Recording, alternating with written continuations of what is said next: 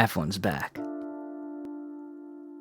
I just finished watching my second ever live Formula One race. The race at Bahrain. Yeah, this was only the second race I'd seen live, and wow, that might be the best race I've ever seen. Now, I've only started watching motorsports this past year during lockdown. Got into NASCAR, got into F1 with Drive to Survive, but I never could watch a race live.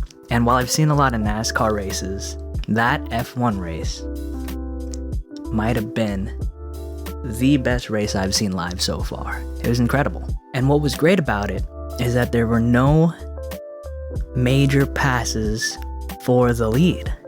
You have F1 and NASCAR both doing things like DRS and changing the package to create more passing opportunities, but that's not what creates excitement. Oftentimes, the most intense I've ever felt a NASCAR race or a F1 race to be was not during the passing, it was during the hunt. Like the last NASCAR race in Atlanta, we had Larson's lead going down from like 5 seconds to 4 to 3 to 2 to 1.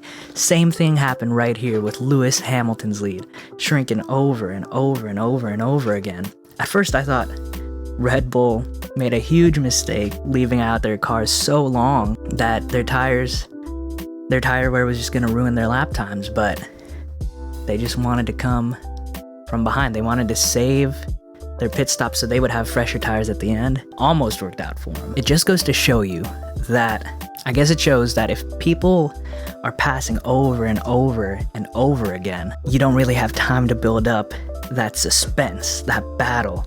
It's like in a baseball game when it's the 9th inning and the guy at the plate keeps fouling off with 2 outs left. It becomes a little more and more exciting the longer it gets drawn out. And so because you don't have a lot of passing, you get this situation where it's just getting more and more intense as they're coming in. It didn't work for Red Bull, their strategy. And I guess it goes to show that the idea of the easiest place to pass someone is when they're on pit road, you just zoom past them. It really is such a big deal. It's way easier to pass someone when they're off the track than when you're trying to pass them on the track. And so as a sim racer, I kind of want to apply that to what I do, in that if I'm having trouble passing someone, all right, I'll short pit and I'll just get ahead of them on pit road. It's cool watching these races and trying to apply them to sim racing. I also love to play Motorsport Manager.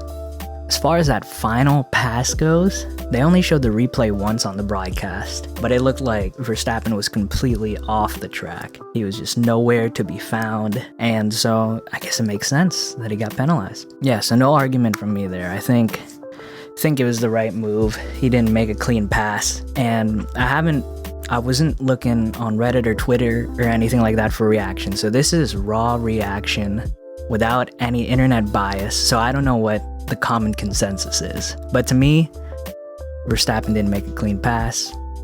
Everything stands as it should. If the story of the 2021 season is this, Max versus Lewis, the passing of the guard, that's gonna be incredible. If this is what F1's like, if this is gonna be the battle for the championship, that's gonna be so awesome, and I cannot wait for it. It is so exciting thinking about it. So those are just some quick thoughts from a new F1 fan. So excited for the rest of the season. It is going to be a great battle. I think Mercedes is still going to come out on top. They won this race, and I think they're just going to continue to improve. They're going to figure out what was wrong with their car. So I thought this race was a 10 out of 10, but what did you think? Leave a comment below. I am curious what the mass population of actual F1 fans think about it. And hey, shout out to Yuki, top 10, representing all the Asians out there. Thanks for watching.